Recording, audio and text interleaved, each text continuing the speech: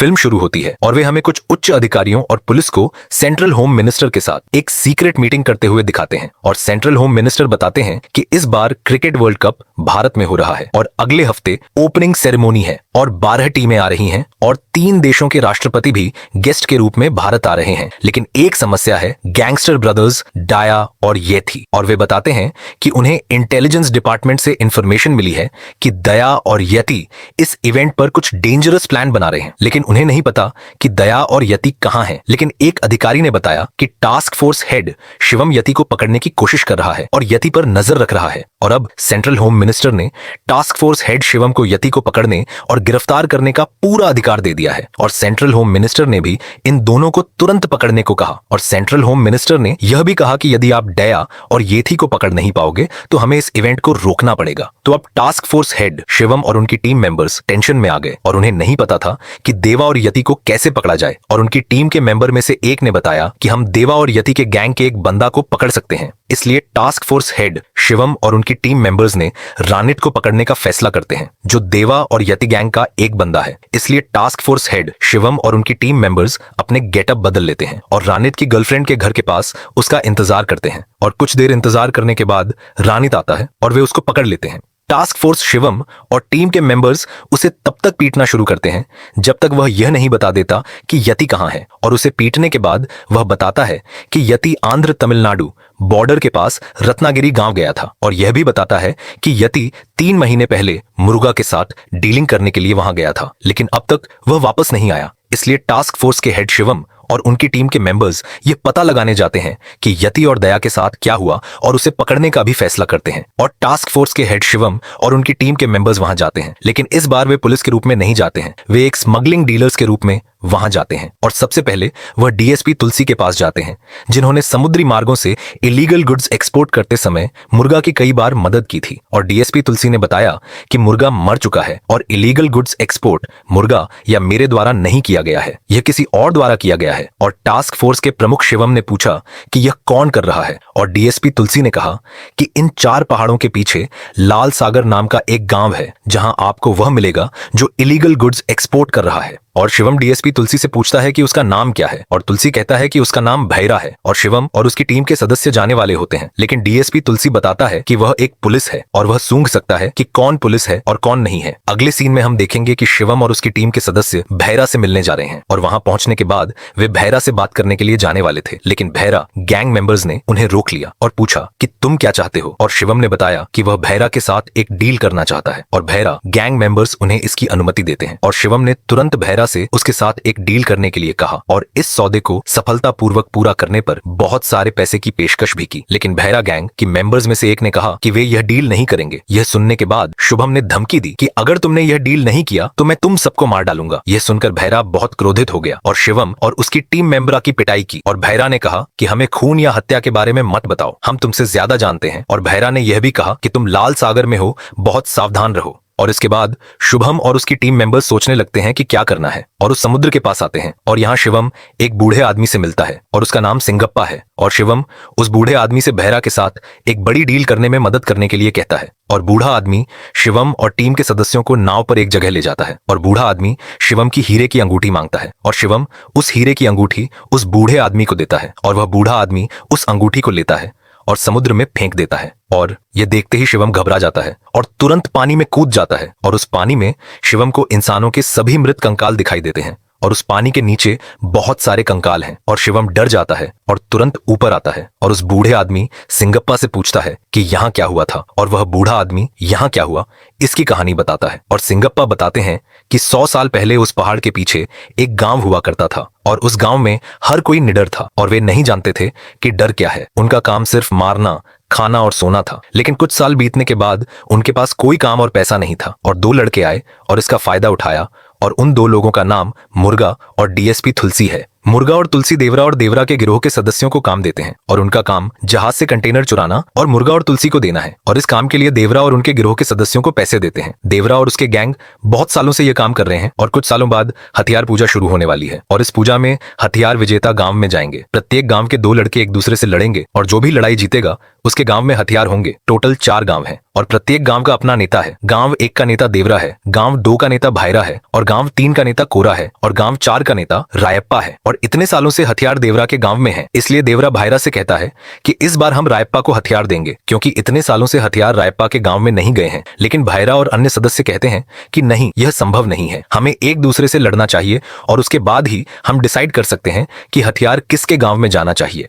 तो लड़ाई शुरू होती है और कुछ राउंड के बाद अंतिम राउंड देवरा और भैरा के साथ शुरू होता है और वे दोनों लड़ना शुरू करते हैं और लड़ाई अगले दिन सुबह तक जारी रहती है और फिर से देवरा लड़ाई जीत जाता है और देवरा रायप्पा के गांव को हथियार देने का फैसला करता है। कुछ दिनों के बाद फिर वे सभी वही काम करना शुरू कर देते हैं, लेकिन दुर्भाग्य से इस बार पुलिस उन्हें पकड़ लेता है और उन सभी को ले जाता है और उन सभी को जहाज में डाल देता है और वे सभी जेल जाने वाले होते हैं। और इस प्रक्रिया में पुलिस का प्रमुख उन्हें बताता है कि वे जो कर रहे हैं वह बहुत डेंजरस है। पुलिस कहती है कि जिस कंटेनर को आप चुरा रहे हैं और दूसरों को दे रहे हैं वह निर्दोष लोगों के लिए बहुत हानिकारक है, क्योंकि इस कंटेनर में बहुत सारी बंदूकें और ड्रग्स और बम भी हैं। इसकी वजह से बहुत सारे निर्दोष लोग मर रहे हैं और आतंकवादी बढ़ रहे हैं। यह सुनकर देवरा को झटका लगता है, क्योंकि वह नहीं जानता कि वह एक बुरा काम कर रहा है और उसके काम की वजह से बहुत सारे निर्दोष लोग मर रहे हैं। और देवरा के गांव में एक छोटा बच्चा भी आतंकवादी के कारण मर जाता है, जिसने उस छोटे बच्चे को बंदूक से मार दिया। लेकिन देवरा को छोड़कर बाकी लोग समस्या को नहीं समझते हैं और पुलिस पर हमला करना शुरू कर देते हैं और हर एक पुलिस वाले को मारना शुरू कर देते हैं।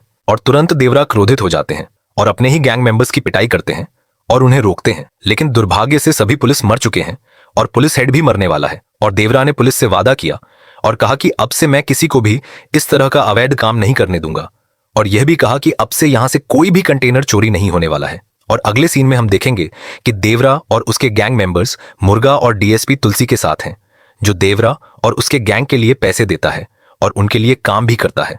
और देवरा उनसे कहता है कि यह हमारा आखिरी सौदा है और अब से हम किसी भी तरह का सौदा नहीं करने वाले हैं, और साथ ही हम जहाज से कोई कंटेनर नहीं चुरा रहे हैं, और साथ ही मैं यहां से किसी को भी जहाज में कंटेनर चोरी करने की इजाजत नहीं दूंगा। यह सुनकर मुर्गा और डीएसपी तुलसी और साथ ही देवरा के गैंग मेंबर्स हैरान हो जाते हैं और गुस्सा भी होते हैं। और मुर्गा देवरा से कहता है कि मैं तुम्हें और पैसे दूंगा, लेकिन तुम ये काम करना बंद नहीं करना चाहिए। और यह सुनकर देवरा बहुत गुस्सा हो जाता है और जो कंटेनर देवरा और उसके गैंग मेंबर्स लाए थे उसे पहाड़ के ऊपर से फेंक देते हैं। और देवरा गैंग मेंबर्स को भी यह पसंद नहीं आता है और यहां तक कि भैरा क्रोधित हो जाता है और देवरा से पूछता है कि यदि आप सब कुछ तय करते हैं तो हम यहां क्यों हैं। और गैंग में से एक आदमी देवरा से कहता है कि यदि आप यह काम नहीं करना चाहते हैं तो इसे छोड़ दें, हम इसे संभाल लेंगे और आप बीच में मत आना। और देवरा ने उन्हें जवाब दिया कि अगर मैंने कुछ बोला तो इसका मतलब है कि मैंने आपको आदेश दिया है और मैं आप सभी से रिक्वेस्ट नहीं कर रहा हूं और आप सभी को इसका पालन करना होगा। और इसके बाद तुरंत गैंग के कुछ लोग देवरा पर हमला करने के लिए आते हैं, लेकिन देवरा ने उन्हें पीटा और उनसे कहा कि अब से कोई भी गलत काम नहीं करने वाला है और हम सभी ये बुरे काम करना बंद करने वाला है। और कुछ दिनों के बाद देवरा कहने के बाद भी कि यहाँ कोई भी बुरा काम नहीं करने वाला है, लेकिन फिर भी कुछ लोग जहाज से कंटेनर चुराने गए और देवरा ने उन सभी को मार डाला जो कंटेनर चुराने गए थे। और इसके बाद भैरा और बाकी लोग बहुत क्रोधित हो गए और भैरा और उसके गैंग मेंबर्स ने देवरा को मारने की योजना बनाई। और रायप्पा की बेटी की शादी के दिन भैरा ने एक जूस में एक सामग्री मिला दी ताकि देवरा इस जूस को पी ले तो वह सो जाएगा और देवरा को मारना बहुत आसान हो जाएगा। इसलिए भैरा ने जूस तैयार किया और देवरा को बुलाया और भैरा ने देवरा को वादा दिया और देवरा से कहा कि जब तक तुम जीवित रहोगे मैं तुम्हारी बातें मानूंगा और तुम इस पूरे स्थान पर शासन करो। इसके बाद देवरा खुश हो गया और भैरा ने देवरा को जूस दिया और देवरा ने उस पर भरोसा किया और वह जूस पीना शुरू कर दिया जिसमें भैरा ने नींद की सामग्री मिलाई थी। और इसके बाद भैरा रायप्पा के पास जाता है और रायप्पा से कहता है कि वह देवरा को समुद्र में भेज दे, क्योंकि बहुत सारे लोग देवरा को मारने के लिए इंतजार कर रहे हैं। लेकिन रायप्पा कहता है कि वह ऐसा नहीं कर सकता क्योंकि देवरा ने उसकी कई बार मदद की है। लेकिन भैरा रायप्पा को धमकी देना शुरू कर देता है कि अगर उसने देवरा को उस समुद्र में नहीं भेजा तो वह उसकी बेटी को मार देगा। इसलिए भैरा रायप्पा से कहता है कि वह फैसला करे कि वह किसकी जान जोखिम में डालना चाहता है, देवरा की या अपनी बेटी की। इसलिए रायप्पा अपनी बेटी की जान बचाने का फैसला करता है। इसलिए वह देवरा के पास जाता है और बताता है कि कुछ लोग फिर से जहाज पर कंटेनर चुराने जा रहे हैं। इसलिए देवरा तुरंत उस समुद्र में जाता है और देवरा उनके आने तक इंतजार करता है, लेकिन वह धीरे धीरे अपनी एनर्जी खो रहा है और उसे नींद भी आ रही है।